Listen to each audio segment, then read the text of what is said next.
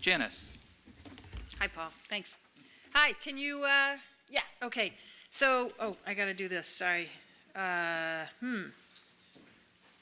left. Does that work? No. Okay. I'm sorry, you guys, I don't speak whatever this is that's on here. How do you advance the... Okay. Hi. So I don't do right arrows. I guess that's the issue. Four very quick points that I want to cover in a very short period of time. The first is that despite the anti-union environment, workers have been organizing, but not through traditional institutions. Hence, this incredible panel that we've just heard from. This is the future of the labor movement right here. So it's been really great to hear you all. The second is that policy, as opposed to economic action, has been the strategy of both alt-labor and unions. The third is that exciting new policies at the state and local level have been hitched too often to backward enforcement regimes. And finally, that we can use enforcement to strengthen organizing. So just quickly, we know, right, that in the last several years, we've witnessed the decline of traditional working class institutions. I'm not going to really go into this. But what we've wondered about, right, is which organizations will be the fixed point in the changing world of work. This is a lot of what I think we've all been struggling with over the last several years, trying to think about, given the decline of traditional unions, how are we going to reinvent worker organizations? One of the things that drives me crazy about when people talk about the labor movement is dead, which I've been hearing now since 1981 or something like that, is that this idea of workers organizing for dignity and coming together collectively is not an idea that dies, right? It's in our hearts. It's in our, I mean, if we don't have unions, we're going to reinvent them. We're going to keep organizing and reinventing worker organizations because we need them. So the question is, how are we going to do it? What are the organizations going to look like that will be that fixed point, that will build economic power, that will defend workers' rights, that will create solidarity and create communities of interest? This is the question that I've been sort of thinking about for the last several years in my own work. What I want to show you is this. Let me skip to this. So this is a map of worker centers. In 1992, there were 5. At a time when people said that it was impossible to organize, worker centers went from 1992, when there were 5, to 2007, 155, now about 250. I'm not arguing that worker centers are by themselves the answer. I'm not arguing that they're as powerful as the labor movement. I am arguing, though, that at a time when we thought it was impossible to organize, people kept organizing because we had no choice. This is a graph that just shows that, when we had this huge uptick in immigration, starting in the 1990s, you can see this huge uptick of alternative forms of organization. So as we see the rise in Mexican, Central American, Chinese, and Korean immigrants in 3 major metropolitan areas, New York, LA, Chicago, we see the rise of worker centers at the same time. So just something to keep in mind, right, that workers don't stop organizing, right? We may be struggling with how to institutionalize these forms of organization, but we shouldn't mistake that for forms of organization. And as Ellie so beautifully said, and JJ and Jose, these characteristics of worker centers combine multiple identities. This idea somehow that class and race or class and gender pull against each other is not what we see when we look at worker centers. We see them marching hand in hand, right? They're place-based. They're a celebration of multiple identities. They're hybrids of a combination of organizing, advocacy, and service provision. They've so far been about collective action, not so much collective bargaining. In general, a huge focus on leadership development, participatory culture, popular education, and a broad agenda, and identification as part of a global movement. In terms of my early research on worker centers, a lot of what I found, right, was that they were stepping in not only for unions as a vehicle for collective voice for low-wage workers, but they were also stepping in for the state. A huge part of what these organizations were doing was monitoring and enforcement of the Fair Labor Standards Act, of the Occupational Safety and Health Act, of basic law, monitoring and enforcement of minimum wage, overtime, health and safety, et cetera. And at a time when when nobody was really talking about the importance of leadership development among low-wage workers, they were actually doing it. They were also playing a huge role in talking about in sort of introducing communities that hadn't had a lot of immigrants to who these immigrants were and what their needs were. At the time, I talked about how they were spaces of free spaces of experimentation, because they weren't fettered by what has crippled our movement in terms of, the Taft-Hartley Act and, secondary boycotts, prohibitions, and all kinds of things, too numerous for me to mention here. At the time, I critiqued them because I said that they were less good at labor market intervention and direct economic action than they were at public policy change. What I want to say is that in some ways, I was looking at a movement at a certain period in time, and I want to talk a little bit about where worker centers have gone since then. So what I find in the labor movement is that during the same period that I was critiquing worker centers for not being able to really go after employers directly, but relying on public policy, what I didn't realize was how much that was true of the labor movement in general, right? That we were relying on smart political strategies that were allowing unions to fight above their weight class, that a lot of what we were winning in terms of organizing the public sector was coming through public policy fights, home care, child care, nursing home workforces. We're gaining collective bargaining rights through union political and policy interventions. And the fight for 15 has been so far more successful at policy than creating worker organizations. This increased inability to exercise significant economic power over employers isn't just a weakness of worker centers. It's been widely shared by labor unions organizing private sector workers. So what I want to talk about a little bit is new trends in the worker center world, newer because they're not so new anymore. These strong individual centers are now creating or expanding national networks, going national, spawning new locals, affiliating existing organizations.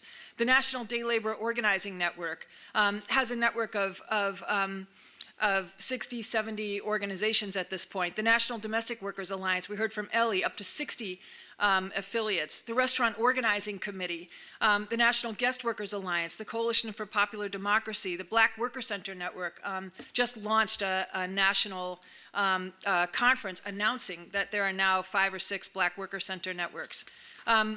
So why does federation matter? Why does it matter that now there are federations, national networks of worker centers? Because of the possibility for diffusion of tactics and strategies, because of national campaigns, because of greater financial support from national foundations and the labor movement when they're viewed as more significant, and greater respect from labor, the political class, and the media. There's greater industry sophistication. The strongest growth in worker centers has been actually in industry-specific organizations and networks, probably for the same reason that unions have often organized this way: common issues, common industry structures, common regulatory structures, common experience, and a growing interest among many worker centers in achieving ongoing collective bargaining arrangements, a growing interest in union models, and a sense of hope that they might find willing partners among labor unions. We know that there have been a variety of institutional partnerships with labor, from the National AFL-CIO to that started with the National Day Labor Organizing Network, to Interfaith Worker Justice, the National Domestic Workers Alliance, the National Guest Workers Alliance, the National Taxi Workers Alliance. So I just want to say a little bit about what's been so inspiring about what's going on in the worker center space. The first is this understanding about the need for consumer-producer alliances, right? So Restaurant Opportunity Center now officially considers itself multi-stakeholder, not just organizing restaurant workers, but also consumers and also high-road employers. The domestic workers, we heard from Ellie about the age of dignity, about the need to organize groups of employers, and about looking for spaces where domestic workers are coming together and where they're finding employment. The partnership with Cara.com, for example. There's a whole focus on monitoring and certification regimes. We heard from Jose about the Better Builders program.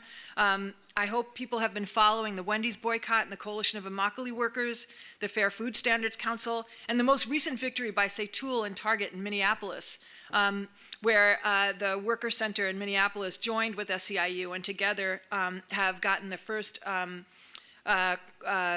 agreement to collective bargaining with Target. So, and as I said, the emergence of the black worker centers in LA, Baltimore, DC, Chicago, San Francisco. What I would say is that the big caveat is that with few exceptions, this incredible work has led to little actual joint organizing and new membership-based dues-paying organizations. This is the challenge, right? This is the next step, right? There's this incredible labor movement that's aborting right in front of us, right? And the key is trying to figure out how to be working together around taking that next step together around membership building and joint organizing. That's why I think Tool is very encouraging. So what I want to say a little bit now, I want to pivot to talking a little bit about labor standards enforcement. So since 2003, 33 states, 16 cities and counties have passed minimum wage laws higher than the federal. Since 2008, over 30 states and 20 cities and counties have enacted wage theft laws. Since 2012, 23 cities and 1 county paid sick day laws. And since 2011, I think 6 states domestic workers' Bill of Rights, is that right? Yeah, okay. And we know, right, that the bright spot in the 2016 election was Arizona, Maine, Colorado, Washington State voted to raise their minimum wage. These policies can cut across the red-blue divide. And I won't go in anymore. Shannon did a beautiful job of talking about the fight for 15 that started in SeaTac, moved to Seattle, San Francisco, 12 other cities and states. 2016, New York City, LA, DC, and now New York and California. These are incredibly exciting policies. Let me just say, the question is, can we use enforcement as a way to build worker power? Really, that's what I want to get us to think about. One of the things that, this is a rhinoceros with wings. And the idea is that we're passing these incredibly exciting policies, but we're hitching them sometimes to backward enforcement regimes. And so what I want us to do is to think a little bit about what it could look like if we thought about enforcement from the perspective of building worker organization. So with my remaining time, I'm just going to skip to that. So here's the proposition. That combined with minimum wage, paid sick and safe time, and other policies, participatory labor standards enforcement can help to build worker power and organization. It can provide a dedicated funding stream for worker, community, and legal organizations. It can drive organization and representation back into workplace or local sectoral labor markets, raise the floor, and facilitate unionization. So let me just give you some concrete examples. Sorry, I'm trying to keep track of what I'm looking at on my screen and your screen. So San Francisco has a separate Office of Labor Standards Enforcement. It contracts with community organizations with about 6 worker centers and provides significant income stream for those organizations to engage in enforcement. The same thing has been built in Seattle. It contracts with community organizations. It's created a centralized C3 organization. The idea is that these can create opportunity for organizing. So let me just give you some examples, or here's how I'd like you to picture it. So San Francisco, established in 2001 to monitor prevailing wage, now has 19 staff monitoring 11 labor laws. In 2006, the board started to fund a set of organizations, and now that's close to $1 million that's going to these organizations to engage in enforcement. So here's just what I want to leave you with is imagine this. Imagine this scenario for cities and states to do co-enforcement.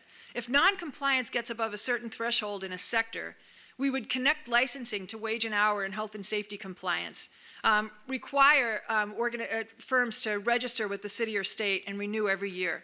In highly non-compliant sectors, we'd require them to fund heightened enforcement, a penny per hour to an enforcement fund, or to post a high bond as part of licensing, with the exception of having a collective bargaining agreement. Employers would be incented or required to belong to an employer association that provides training. Workers could be incented or required to belong to an organization. Organizations would be paid to provide know your rights and skills training at workplaces. And investigators would work with employer associations and worker and community organizations to investigate complaints. We would establish mechanisms for worker voice both at the workplace and across the sector through elected workplace representatives who receive training and have authority to provide training assistance for coworkers. We'd fund worker organizations to do training, education, and enforcement, give them a broad mandate and standing to engage in every stage of the enforcement process. Investigators would work with employer associations and worker organizations to investigate complaints, and we'd strive for parity between worker organizations and firms with respect to information sharing and settlement negotiations. Great, okay. So, yep, I heard it. I'll just say, there's no man behind the curtain, right, patrolling our labor markets. I think we can do it, and we can use enforcement to build organization. Thanks a lot.